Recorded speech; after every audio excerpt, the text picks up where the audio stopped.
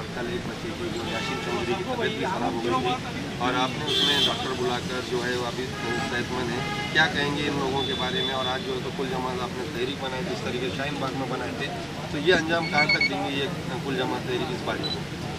मेरे ख्याल से यहाँ पर जितने मीडिया के लोग हैं वो ये दो चेहरों से बाखूबी वाकिफ़ होंगे। वो इस वजह से मैं कह रहा हूँ कि वो दो चेहरे वही चेहरे हैं जिन्होंने कोरोना काल के अंदर न हिंदू देखे, न मुस्लिम देखे, न सिख देखे, न ईसाई देखे, हर एक की मदद के लिए लड़के नौजवान आगे बढ़े। ये आप सब जानते हैं। आज ये पूरा का पूरा कुल जमाती वफद आज इन बच्चों की तायद और हिमायत में है। उस मलून के, उस शैतान के, उस रामगिरी के ख़िलाफ़ में जिसकी पुष्ट पनाही महाराष्ट्र का चीफ मिनिस्टर कर रहा है और बड़े ज़ौक़ से उसका ज़र्फ़ नज़र आ रहा है और कहता है उसकी पीठ थपथपाते हुए कि इनका बाल कोई बाका नहीं कर सकता। तो महाराष्ट्र हुकूमत का एक चीफ मिनिस्टर, उसकी फितरत और उसकी सोच क्या चल रही है अक़लियतों के बारे में, मुसलमानों के बारे में, दलितों के बारे में। आज हम सब का, महाराष्ट्र के मुसलमानों का ये मुतालबा है कि रामगिरी ने रसूलुल्लाह सल्लल्लाहु अलैहि वसल्लम की शान रिसालत में जो गुस्ताखी किया उसको तो सज़ा इंशाअल्लाह ताला ज़रूर मिलेगी और अल्लाह अगर हमें मौका देगा तो यकीनन हम अपने हाथों से उसका बदला लेंगे। रही बात वक्त के चीफ मिनिस्टर तक के पैगाम आपके ज़रिए से हम पहुंचाना चाहते हैं कि अल्लाह के रसूल की शान में जब कोई भी हुकूमत पुष्ट पनाही करती है वो हुकूमत ज़्यादा दिन नहीं रहती है। इंशाअल्लाह आपके ज़रिए से मैं ये पैगाम पूरे महाराष्ट्र के उन लोगों तक पहुंचा रहा हूं जो हिंदुत्व के हामी हैं। सुनो गौर से, आप लोग समझ रहे होंगे कि पुष्ट पनाही के बाद में तुम्हारी हुकूमत आएगी, इंशाअल्लाह ताला तुम्हारी हुकूमत गिरेगी और तुम जलील होगे और तुम रुस्वा होगे, क्योंकि अल्लाह के रसूल की शान में गुस्ताखी करने वालों की तुम पुष्ट पनाही कर रहे हो। उनके सरों पर तुम्हारा हाथ है। लेकिन ये बच्चे, अगर तुम समझ रहे हो कि दो नौजवान बच्चे बैठे हैं, ऐसा नहीं है, बल्कि दो नौजवानों ने पूरे महाराष्ट्र के नौजवानों को एक पैगाम दिया है कि उठो और जागो, ये बैठने का और खामोश रहने का वक्त नहीं है।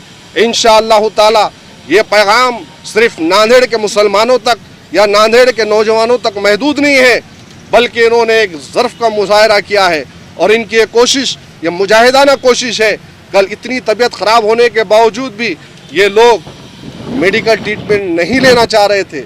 ये अपनी जानों की कुर्बानी देने के लिए रसूलुल्लाह के नाम से बैठे हुए थे, लेकिन सबके फोर्स के बाद में सलाइन इनको लगाया गया।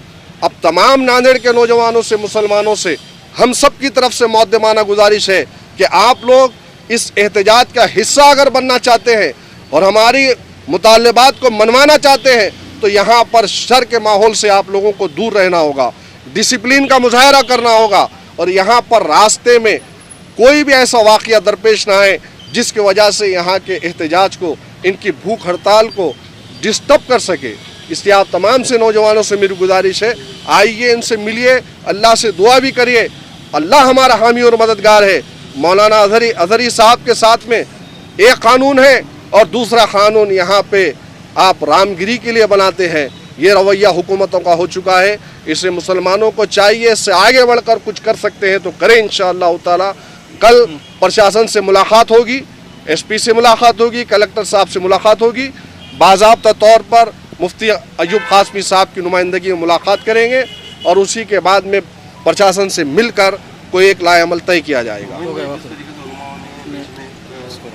जारी किया था कि पूरे घर से निकलो और सियासती जो भी नुमाइंदा अच्छा है उसको वोट करो, तो आप कहाँ गए जो इतनी बड़ी घटना हुई, इस मौके पर नहीं आ रहे और वो लोग प्रतिनिधि जिनको माँ बहनों ने कसीर तादाद में उन्हें वोट दिया, आज वो लोग प्रतिनिधि भी नहीं है, एमपी रहो या कोई दक्षिण का आमदार रहो, तो ये सेकुलर का ढोंग रखते हैं या फिर इन्होंने आना चाहिए और वो उलमा साथ में। एक बात पे गौर करिए, अपनों का दर्द अपनों को ही होता है और जितने यहाँ पर नज़र आ रहे हैं आपके